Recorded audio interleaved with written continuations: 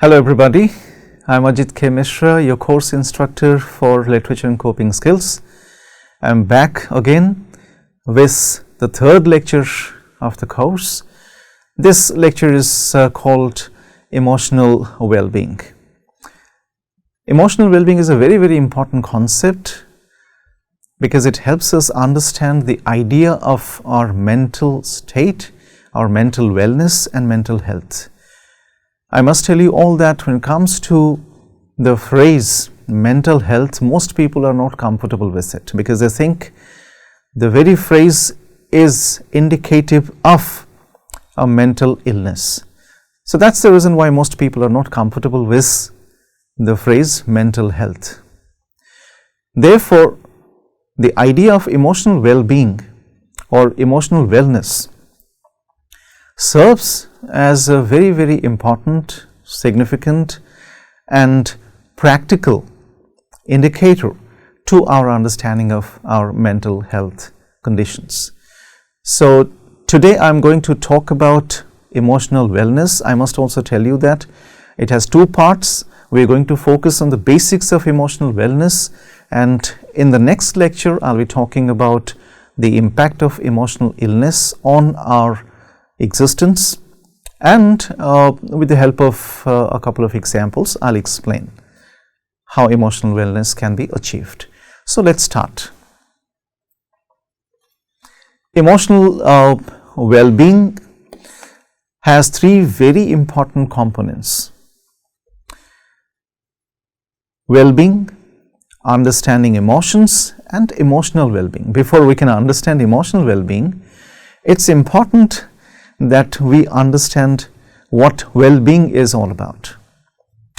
And then we move to our understanding of emotions, the power of emotions in our lives and existence, and how we can ensure our emotional well-being so that we can live authentically as functional beings, and so that we do not recede into the state of non-being. If you remember, while talking about existential concerns, I talked about being and non-being. So we humans who are constantly moved by the idea to live through our life instincts or return to the state of safety, protection, through the activation of homeostatic drives, we are out to ensure our well-being. We always strive to ensure that we live authentically, and our functional being is not challenged by the emotions that may rattle us, that may render us dysfunctional. So therefore, it's very important that we understand what well-being is all about, we understand our emotions, and finally understand what emotional well-being is all about, how we can ensure emotional well-being for ourselves. So let's move. Well-being. So the Oxford Dictionary defines well-being as a state of being comfortable, healthy or happy. I can promptly take you back to the safe mode and survival mode questions.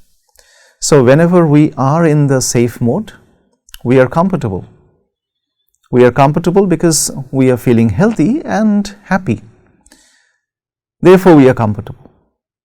So if we are in the safe mode, we can say we are well or we are doing well.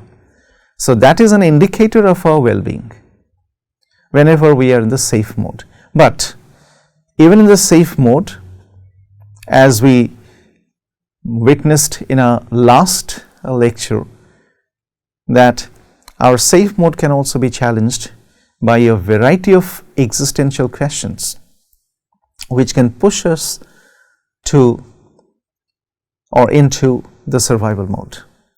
So therefore, we need to be very clear about whether we are in a state of wellness or well-being. Whenever we are in a state of being comfortable or happy or healthy, we can say yes, we are in a state of wellness and we are in a state of well-being. So that brings us to the question of well-being states, because it has different states. It's not that well-being is restricted to just one particular state. The first well-being state is a physical state. And we all know that a healthy mind resides in a healthy body. If the body is not healthy, the mind cannot be healthy. If we continue to suffer from illnesses or ailments, the mind will not be healthy anymore. So it's very, very important that we ensure our physical wellness or physical well-being. And that can be ensured through lifestyle choices and the functioning, proper functioning of our bodies. So that we ensure our physical well-being. The second type of well-being, which we are going to focus on today in this lecture, is emotional or psychological well-being. This is a very, very important state. This is a very, very important thing, because it helps us cope with our emotions. Once we learn how to cope with our emotions, it will be very easy for us to take care of those emotions, whether they are distressing, disturbing emotions or pleasing ones. So the second type of well-being is our emotional or psychological well-being. The third is spiritual well-being. It's very, very important because we need to establish a connection with ourself and the divine self. If you remember, Rabindranath Tagore, in his Give Me Strength, the poem that we took a look at in our last lecture, he talked about this particular well-being, because he was invoking the Almighty to come and help him, to give him strength. So spiritual well-being is very, very important. It's absolutely essential because it helps us integrate meaning and purpose in life. If you remember, we have already talked about purpose in life. If this life is purposeless, the death wish or death drive will be overpowering if we do not have any purpose in life. And then we will promptly move into a state of existential crisis. So there has to be a connection with the inner self, and there has to be a connection with the Supreme Self as well. So the spiritual well-being is very, very important. And then intellectual well-being.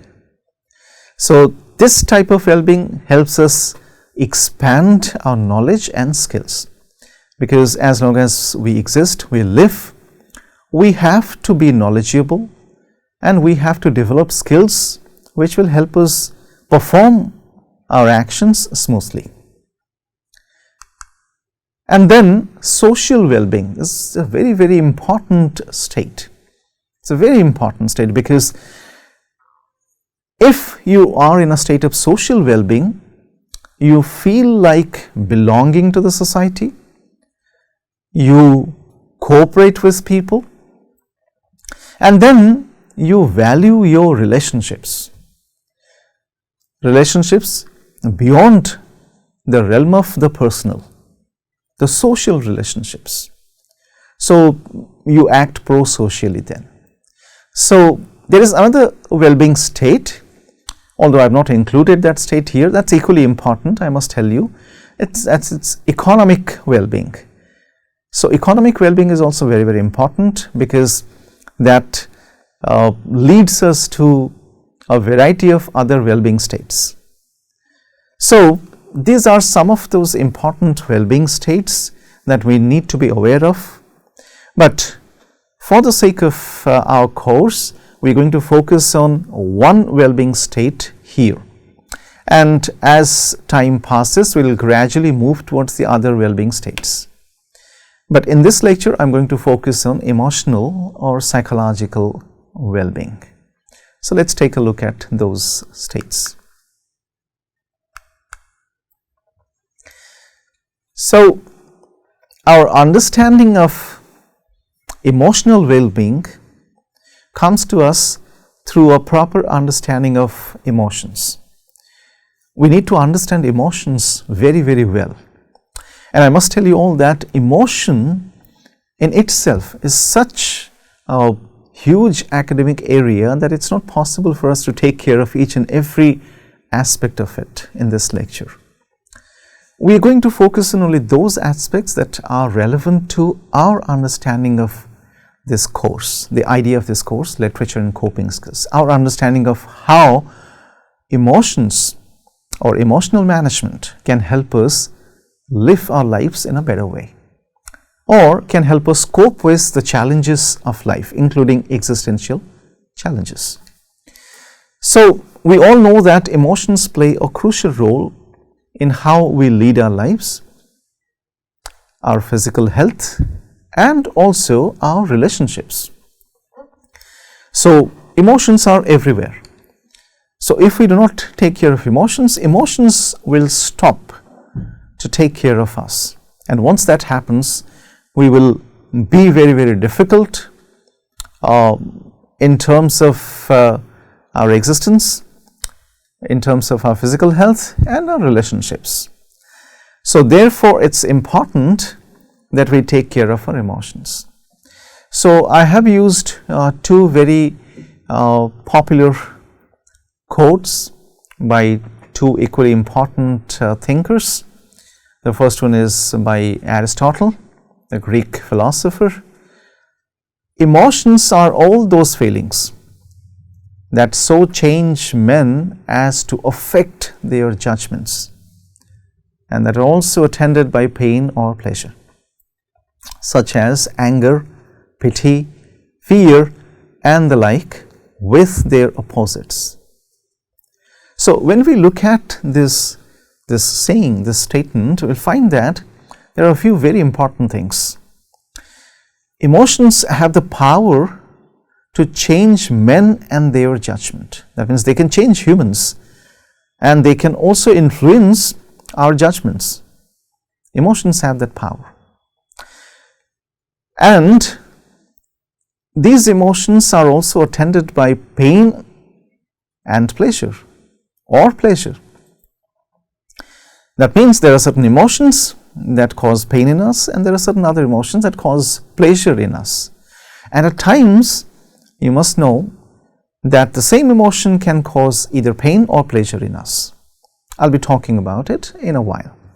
So it's important for us to understand that there are a variety of emotions, and all these emotions come together and they influence our behavior and our approaches towards our existence in a certain manner.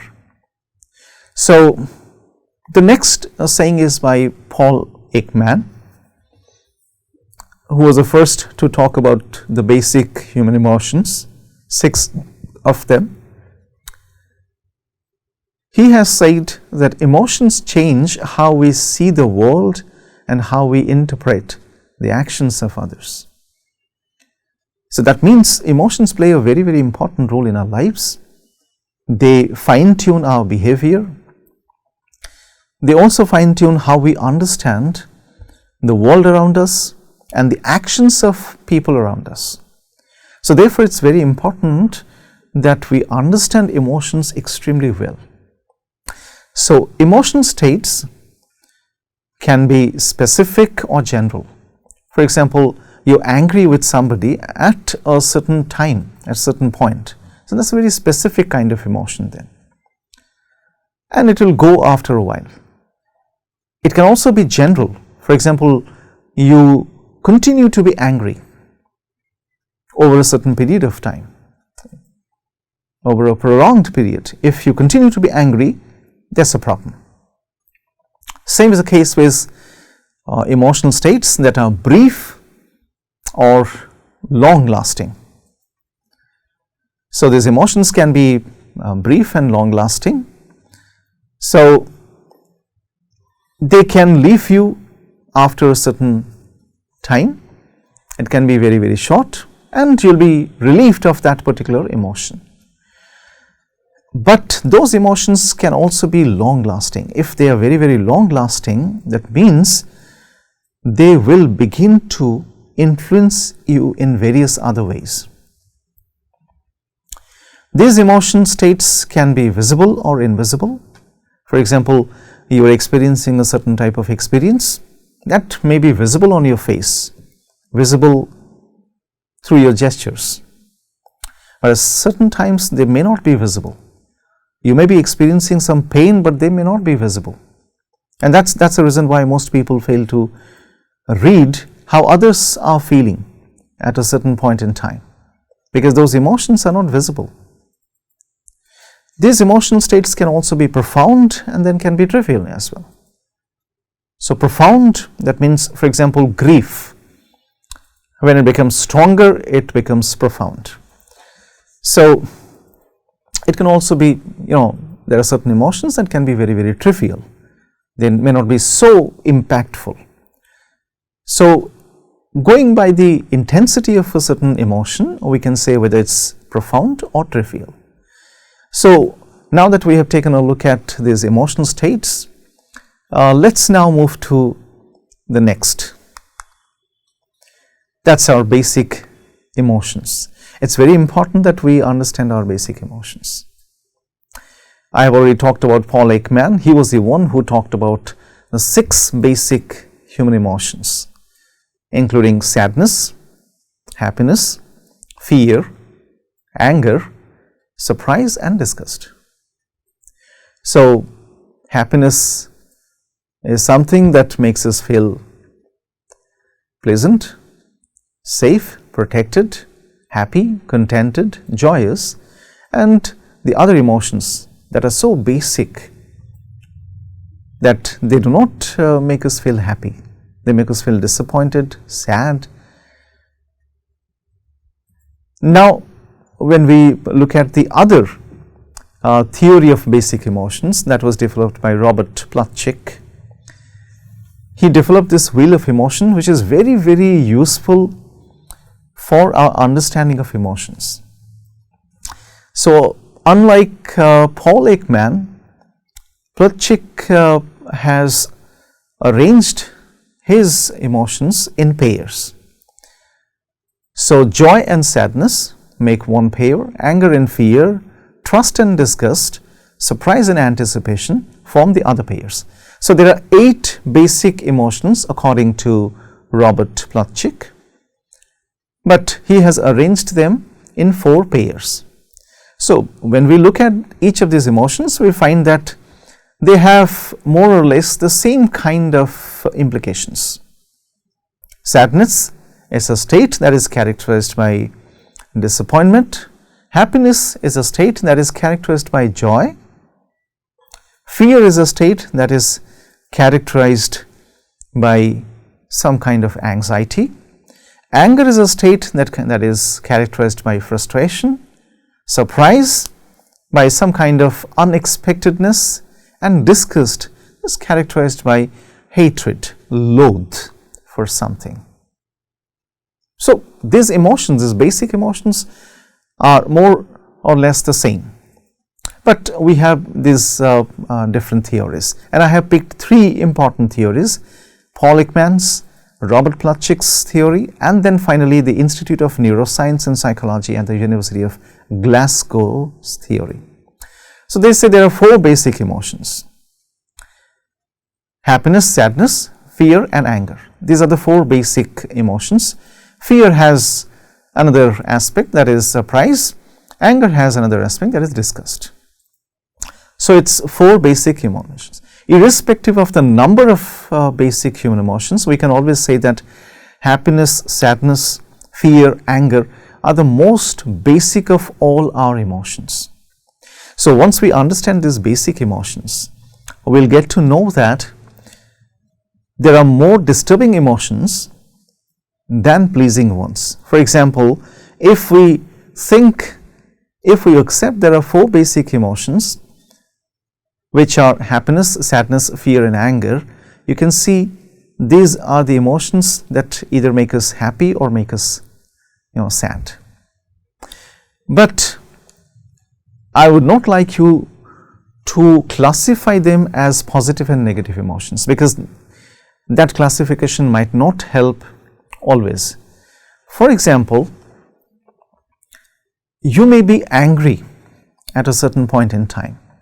If your anger has a justification, then it may not be treated as a negative emotion. It can be treated as a positive emotion, because it will lead to some positive action. You are angry with somebody, and that will lead to positive action. If it is so, then it may not be treated as a negative emotion. For example, hatred is an emotion. So hatred for evil cannot be treated as a negative emotion. Hatred for humanity can be treated as a negative emotion, but not hatred for evil. So they have different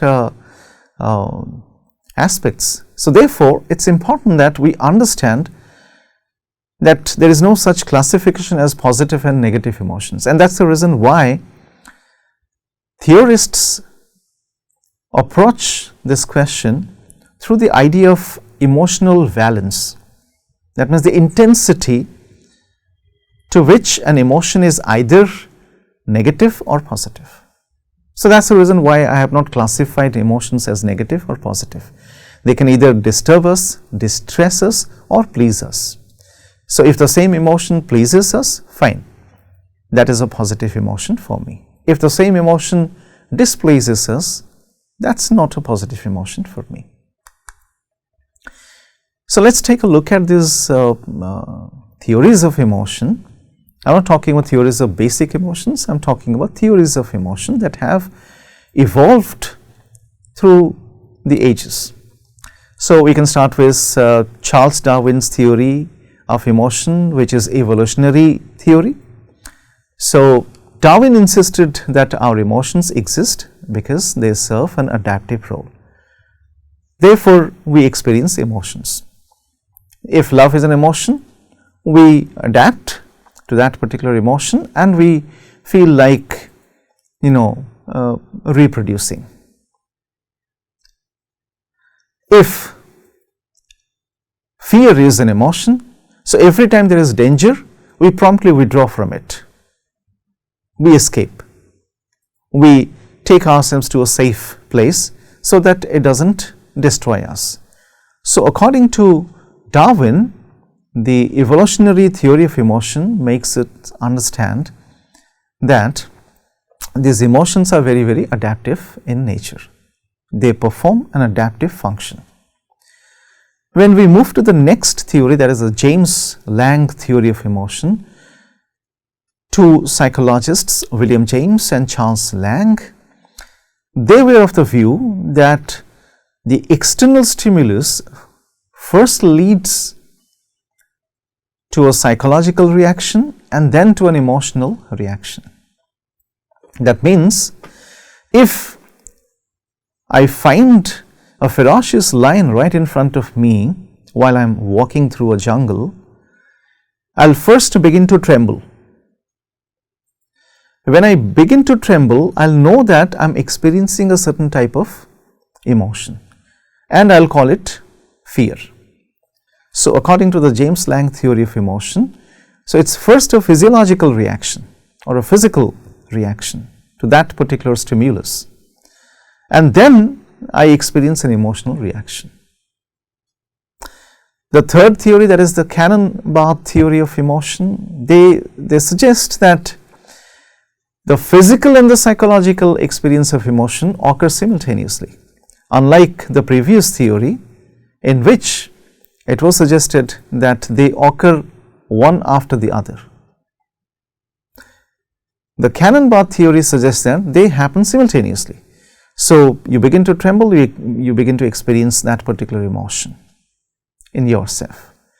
And then as we move to the next two theories, the Schachter-Singer theory of emotion, Stanley Schachter and Jerome Singer, they suggested that the physiological arousal occurs first, then we identify that particular feeling, and then the leveling comes. That means the naming of that particular emotion comes afterwards. So, this particular theory belongs to the domain of cognitive emotional theory, in which it was suggested that it's first the physiological arousal. For example, you begin to tremble first, then you ask this question, why am I trembling? You get an answer, I am trembling because I am afraid, I am scared. So then you know, okay, since I am afraid, I am scared, it is fear. So we must understand that in this particular theory, these are the different stages. Then we come to the last theory that I have taken for discussion in this lecture, is cognitive appraisal theory. So it was developed by Richard Lazarus. Therefore, this theory is alternately called the Lazarus theory of emotion. So he suggested that thinking precedes the experience of an emotion. Even before that emotion can be named or experienced, it is the thinking that actually tells us more about that emotion. For example, you begin to think the moment you are faced with danger. You begin to think about it. Since you are thinking, you are performing a cognitive function. Therefore, it is called the cognitive appraisal theory of emotion.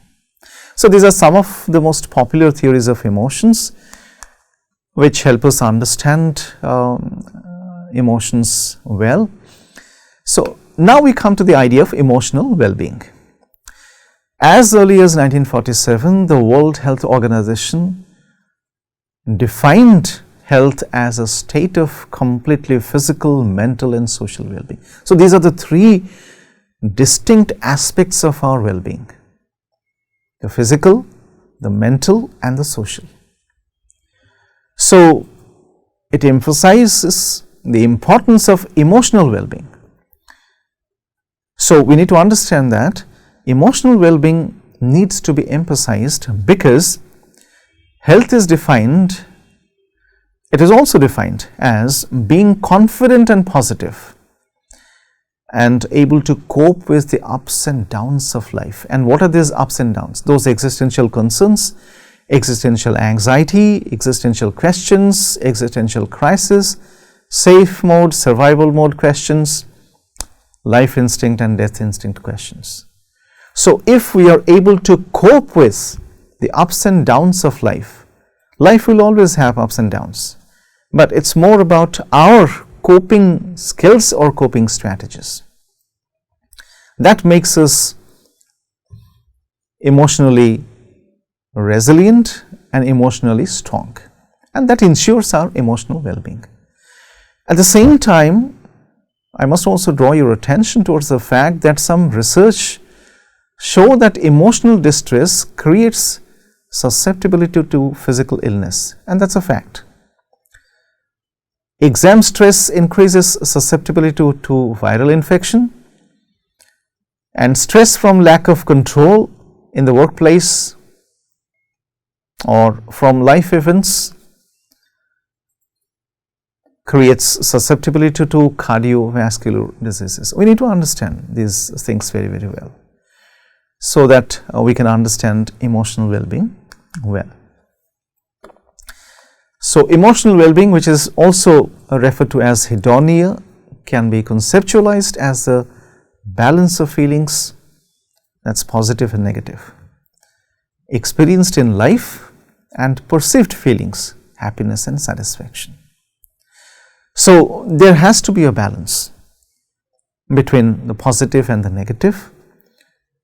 There is no need to believe that the negative will disappear forever and the positive will continue to be. That can never happen. So, we need to understand that we need to strike a balance between the positive and the negative. So, a positive state of mind and body, feeling safe and able to cope with a sense of connection with people, communities and the wider environment, is what we mean by emotional well-being. So, the the mind has to be in a positive state, and you're feeling safe. At the same time, you are also able to cope. You need to develop that ability to learn how to cope with challenges. So it's only through coping with challenges you can be safe.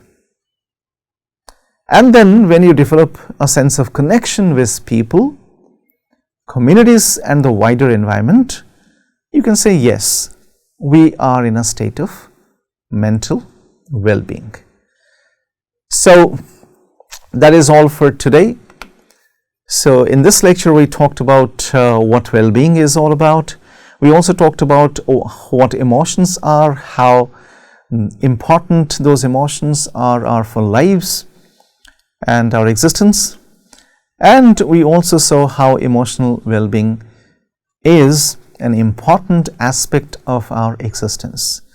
So if we have to take care of our existential concerns, it's important that we learn how to ensure emotional well-being for us. So this is a list of references, the sources from where most of the ideas used in this lecture have been borrowed. So thank you for joining me. In my next lecture, I'll be talking about emotional well-being from the perspective of emotional regulation, emotional management and catharsis, and in order to do so, I'll be taking the help of a couple of examples. So thank you very much for joining me.